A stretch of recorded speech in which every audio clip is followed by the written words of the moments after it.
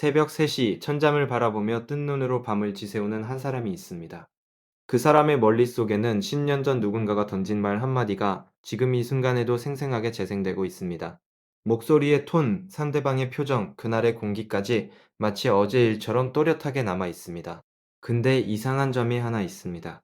그 사람에게 10년 동안 수만 마디의 따뜻한 말을 건넨 가족과 친구들의 목소리는 거의 기억나지 않습니다. 사랑한다는 고백도, 잘했다는 칭찬도, 고맙다는 감사의 인사도 전부 희미하게 흩어져 버렸습니다. 오직 한마디 심장을 관통했던 그 차가운 문장만이 10년째 뇌 속에 박혀서 녹슬지 않고 있습니다. 혹시 이 이야기가 남의 일처럼 느껴지지 않는다면 그건 지극히 정상입니다. 이건 성격이 예민해서도 아니고 마음이 약해서도 아닙니다. 인간의 뇌가 태어날 때부터 그렇게 설계되어 있기 때문입니다.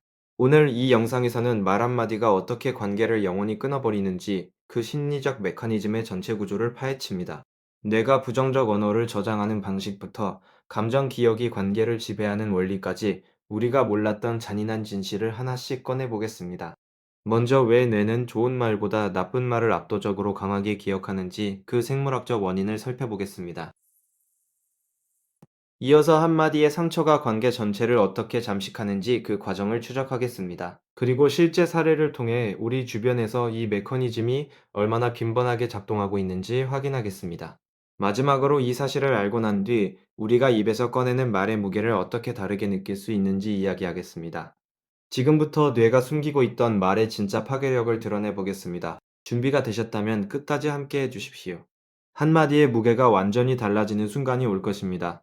이 이야기는 단순한 심리 상식이 아니라 관계를 지키기 위해 반드시 알아야 할 생존 정보입니다. 인간의 뇌에는 편도체라고 불리는 아몬드 모양의 작은 기관이 양쪽 죽두역 깊숙한 곳에 자리 잡고 있습니다. 이 편도체는 외부에서 들어오는 모든 감각 정보 중에서 위협적인 신호를 가장 먼저 감지하고 처리하는 경보 시스템 역할을 합니다. 누군가 당신에게 모욕적인 말을 던지는 순간 편도체는 0.2초도 걸리지 않는 속도로 활성화되어 온몸에 전투태세 명령을 내립니다. 심장 박동이 빨라지고 근육이 긴장하며 스트레스 반응 물질인 코르티솔과 아드레날린이 혈관 속으로 쏟아져 나옵니다. 이 반응은 원시 시대의 맹수의 유르렁거림을 들었을 때와 정확히 같은 방식으로 작동합니다. 뇌 입장에서 모욕적인 언어는 날카로운 이빨을 드러낸 포식자의 공격 신호와 동일한 위협으로 분류됩니다. 그래서 뇌는 그 위협적인 언어를 일반 기억 저장소가 아닌 공포 기억 전용 회로에 각인합니다. 이 각인은 일반 기억보다 최소 5배에서 7배 더 선명하고 오래 지속된다는 연구 결과가 이미 여러 차례 발표되었습니다. 이것을 심리학에서는 부정성 편향이라고 부릅니다. 원시 환경에서 아름다운 석양을 기억하지 못해도 생존에 지장이 없었지만 포식자의 출몰 장소를 잊어버리면 곧바로 죽음으로 이어졌습니다. 그래서 뇌는 수십만 년에 걸쳐 부정적 경험을 우선적으로 저장하도록 진화한 것입니다.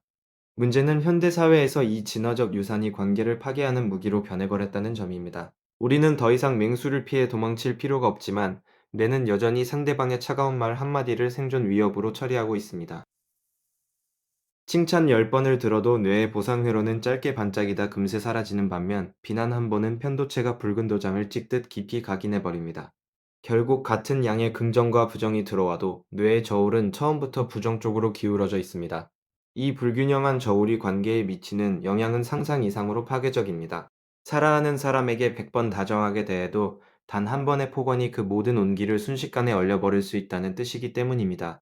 뇌의 이런 작동 방식을 모르는 채 우리는 매일 무심코 말을 내뱉고 있었던 겁니다. 그리고 바로 이 무지가 관계 파괴의 진짜 첫 번째 원인입니다. 미국의 심리학자 존 고트먼 박사는 30년이 넘는 기간 동안 수천 쌍의 부부를 관찰하며 관계의 성공과 실패를 예측하는 연구를 수행했습니다. 그가 발견한 핵심 공식이 바로 5대1 비율이라는 것입니다. 건강한 관계가 유지되려면 긍정적 상호작용과 부정적 상호작용의 비율이 최소 5대1이 돼야 한다는 의미입니다. 다시 말해, 한 번 상처를 주었다면 최소 5번의 진심 어린 긍정적 교류로 겨우 상쇄할 수 있다는 뜻입니다. 근데 현실에서 이 비율을 의식적으로 관리하며 사는 사람은 거의 없습니다. 대부분의 사람들은 좋은 말 한 번 하고 나면 나쁜 말 한 번쯤은 괜찮겠지 하고 생각합니다. 하지만 뇌의 부정성 편향은 그 계산을 완전히 뒤집어 버립니다. 상처를 준 당사자는 그 말을 던진 지 30분도 되지 않아 잊어버리는 경우가 많습니다. 반면 상처를 받은 사람의 뇌는 그 말을 수십 년이 지나도 원본 그대로 보관하고 있습니다. 이것을 기억 비대칭이라고 부를 수 있는데, 가해자의 망각 속도와 피해자의 기억 저장 속도 사이에 거대한 간극이 존재하는 겁니다. 이 간극이야말로 수많은 관계가 소리 없이 무너지는 핵심 원인입니다. 더 무서운 사실이 하나 있습니다. 뇌는 부정적 기억을 단순히 저장만 하는 것이 아니라 반복 재생한다는 점입니다. 심리학에서 반추라고 부르는 이 현상은 상처받은 기억을 뇌가 자동으로 되감기하여 반복 재생하는 과정을 말합니다. 잠들기 전 샤워할 때, 멍하니 창밖을 바라볼 때, 불현듯 그 말이 머릿속에 되살아나는 경험을 누구나 해본 적이 있을 겁니다. 이 반추가 반복될수록 기억은 더욱 선명해지고 감정적 고통은 점점 증폭됩니다. 마치 상처 위에 같은 칼날을 반복해서 긋는 것과 같습니다. 원래 한 번의 상처였던 것이 뇌의 반추작용을 거치면서 수백 번의 상처로 확대되는 겁니다. 결국 시간이 약이라는 말은 부정적 언어 기억 앞에서 완전히 무력해집니다. 오히려 시간이 흐를수록 반추가 누적되어 원래의 상처보다 더 크고 깊은 고통으로 변질되기도 합니다. 이제 실제 우리 주변에서 이 메커니즘이 어떻게 작동하는지 구체적으로 살펴보겠습니다. 55살의 한 직장인은 20년 전 아버지가 저녁 식탁에서 던진 말 한마디를 아직도 또렷하게 기억하고 있었습니다. 너는 뭘 해도 안 될 놈이야 라는 그 한 문장이 20년 동안 그의 모든 도전 앞에 보이지 않는 벽으로 서 있었던 겁니다. 아버지는 그 말을 한 사실조차 기억하지 못했지만 아들의 뇌는 그 말을 수천 번 반추하며 자기 정체성의 일부로 만들어 버렸습니다. 또 다른 사례가 있습니다. 결혼 15년 차 부부가 이혼 상담소를 찾아왔을 때 아내가 꺼낸 이야기는 놀라웠습니다. 남편이 12년 전 시댁 모임에서 가족들 앞에서 한 농담 한마디가 결혼 생활 전체를 무너뜨린 결정적 순간이었다고 고백한 것입니다. 남편은 그것이 농담이었다고 항변했지만 아내의 뇌는 그것을 공개적 모욕으로 기록했고 12년간 반추를 거치며 용서할 수 없는 배신으로 증폭시켜 버렸습니다. 직장에서도 같은 일이 벌어집니다. 한 회사에서 실시한 내부 조사 결과 퇴사 사유 1위는 연봉이 아니라 상사의 말 한마디였습니다. 수년간 받은 성과급과 칭찬보다 회의실에서 동료들 앞에서 들은 한 번의 모욕이 퇴사를 결심하게 만든 것입니다. 이것은 개인의 연약함이 아니라 뇌의 기본 작동 원리에 따른 필연적 결과입니다.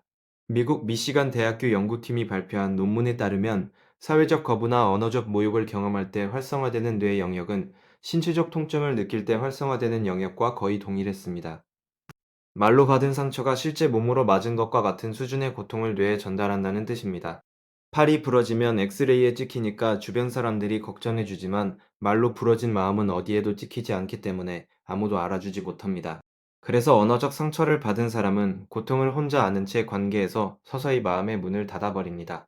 문이 완전히 닫히는 순간 겉으로는 아무 일도 없는 것처럼 보이지만 안에서는 이미 관계가 끝나 있습니다. 이것이 바로 말 한마디가 관계를 소리 없이 죽이는 메커니즘의 실체입니다. 우리가 무심코 던진 그 말이 상대방의 뇌 속에서 수십 년간 재생되고 있을 수 있다는 사실을 대부분의 사람들은 인식하지 못하고 살아갑니다. 그렇다면 우리는 이 사실을 알고 난 뒤 무엇을 할 수 있을까 하는 질문이 남습니다. 첫 번째로 가장 중요한 것은 말의 비가역성을 깊이 인식하는 것입니다. 컵에서 쏟아진 물은 다시 컵에 담을 수 없듯이 입에서 나간 말은 어떤 사과로도 완전히 되돌릴 수 없습니다.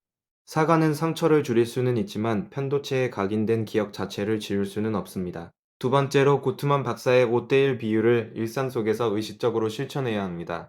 상대방에게 따뜻한 말 한마디를 건네는 것이 어색하게 느껴질 수도 있지만 그 한마디가 언젠가 실수로 던질 수 있는 부정적 말 한마디에 대한 미리 쌓아두는 방어벽이 됩니다. 세 번째로 화가 치밀어 오르는 순간에 입을 여는 습관을 반드시 고쳐야 합니다. 분노 상태에서 뇌의 전두엽은 기능이 크게 저하되고 편도체가 통제권을 장악하기 때문에 평소라면 절대 하지 않을 말이 튀어나옵니다. 그 순간 3초만 멈추는 것, 그 3초가 30년짜리 관계를 지킬 수도 있습니다. 네 번째로 이미 상처를 받은 사람이라면 반추의 고리를 끊는 노력이 필요합니다. 전문 상담이나 인지행동 기법을 통해 뇌가 자동으로 재생하는 부정적 기억의 고리를 의식적으로 약화시킬 수 있습니다.